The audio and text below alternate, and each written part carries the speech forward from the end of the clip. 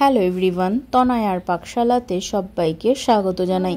যারা first time চ্যানেলটা visit করছো তাদের কাছে অনুরোধ রইল, চ্যানেলটা সাবস্ক্রাইব করো, পাশে থাকা বেল আইকনটি প্রেস করো যাতে নতুন নোটিফিকেশন তোমাদের সামনে চলে আসে। ফুলুরি তো আমরা অনেক খেয়েছি, তালের ফুলুরি, এছাড়াও নর্মাল বেসনের ফুলুরি, তাছাড়াও কিন্তু কাঁঠালেরও কিন্তু এখন দেখা যায় ভাইরাল এই ফুলুরি। কিন্তু আমের ফুলুরি কখনো ট্রাই করেছো? চলো, তার জন্য লাগছে একটা পাকা আম, আর লাগছে পরিমাণ মতন এক বাটি সুজি, লাগছে একটা হাফ মতন বলতে পারো মালাই নারকেল, লাগছে 10 টাকা দামের গুঁড়ো দুধ, এক প্যাকেট, আর সামান্য একটু ময়দা। আমটাকে আমাদের খুব ভালো করে কেটে এর থেকে কিন্তু পাল্প নিয়ে নিতে হবে। আমের কোয়ান্টিটি কিন্তু তোমরা কে কতটা বানাচ্ছ তার উপরেই নির্ভর করবে। এটা যদি খুব বেশি আমের পাল্প দেওয়া হয় তাহলে বুঝতেই পারছো কোয়ান্টিটিতেও কিন্তু তুলনামূলক অনেকখানি বেশি হবে। তাই জন্য দেখো আমরা কিন্তু শুধুমাত্র এই দুটো পার্ট এখানে আম ব্যবহার করেছি। আমটা মোটামুটি একটা মিডিয়াম থেকে একটু বড় সাইজের বলতে পারো। দেখো চামচের মাধ্যম দিয়েই কিন্তু আমরা খুব ভালো করে এইখান থেকে আমের যে পাল্পটা সেটাকে আমরা নিয়ে নেব। নিয়ে এটাকে মিক্সার জারে দিয়ে এর মধ্যে দিয়ে দিতে হবে পরিমাণ মতন চিনি। আমের মিষ্টতা যতটা আছে সেটা তো আছেই, কিন্তু যেহেতু আমের ফুলুরি তাই একটু মিষ্টি মিষ্টি ভাবটা খাওয়ার জন্যই তো এখানে চিনির পরিমাণটা একটু অ্যাডজাস্টেবল করে তোমাদের দিতে হবে। এর মধ্যে দিয়ে দেওয়া হলো 10 টাকা দামের সেই আমুলিয়া আর দুটো ছোট্ট ছোট্ট এলাচ। এবার এটাকে দিয়ে কিন্তু একটা স্মুথ পেস্ট আমাদের তৈরি করে নিতে হবে।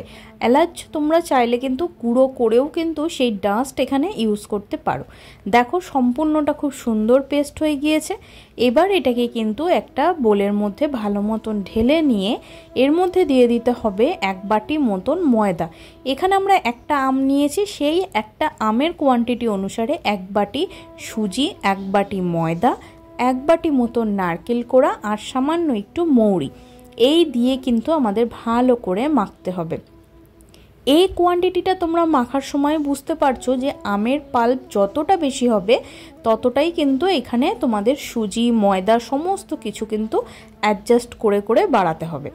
তেল এদিকে খুব ভালো মতন গরম হওয়ার জন্য বসিয়ে দিয়ে তার মধ্যে দেওয়া হলো সামান্য একটুখানি বেকিং সোডা আর সামান্য একটুখানি নুন। এই দিয়ে কিন্তু আমাদের ভালো করে ব্যাটারটাকে একটু ফাটিয়ে নিতে হবে।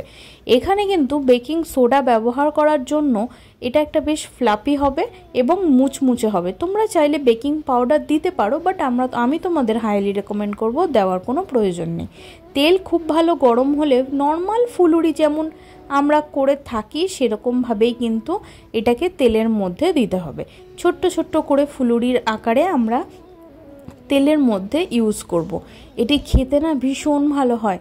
আমের ফুলুরি একবার ট্রাই করো, তোমাদের হাইলি একবার রেকমেন্ড করলাম। দেখো ফুলে ডবল হয়ে গিয়েছে আর তেল থেকেও কিন্তু বেশ সুন্দর নিচ থেকে ওপরে কিন্তু ভেসে উঠেছে। এবার এগুলোকে একটু ধীরে ধীরে কিন্তু আমাদের ভেজে নিতে হবে। খেতে ভীষণ ভালো হয় সন্ধ্যাবেলায়, বা তোমরা এইভাবে ভেজে কিন্তু যেমন আমরা তালের বড়াও স্টোর করি অন্তত 2 থেকে 3 দিন, তোমরা আরামসে কিন্তু চাইলে এটাকে 2 থেকে 3-4 দিন কিন্তু স্টোর করতে পারো ফ্রিজে। তখন কিন্তু এটা বেশ ঠান্ডা ঠান্ডা খেতেও বেশ ভালো লাগে। তখন একটু হালকা হার্ডি হয় কিন্তু খেতে মারাত্মক লাগে। যাই হোক, কথা বলতে বলতে দেখো পুরো গোল্ডেন ব্রাউন কালার ধরে গিয়েছে। এবার এগুলোকে এইভাবে তুলে নিয়ে আমাদের কিন্তু নেক্সট এইভাবে আবারও কিন্তু সম্পূর্ণটা ভালো মতন আবারও এই ফুলুরির আকারে ছেড়ে দিতে হবে। নেক্সট ব্যাচে কিন্তু আমরা দেখো আবারও ভেজে নিয়েছি সেম প্রসেসে। এবার এগুলো হালকা গোল্ডেন ব্রাউন কালার ধরলে এইভাবে তুলে নিয়ে সার্ভ করতে হবে কিন্তু এই আমের ফুলুরি।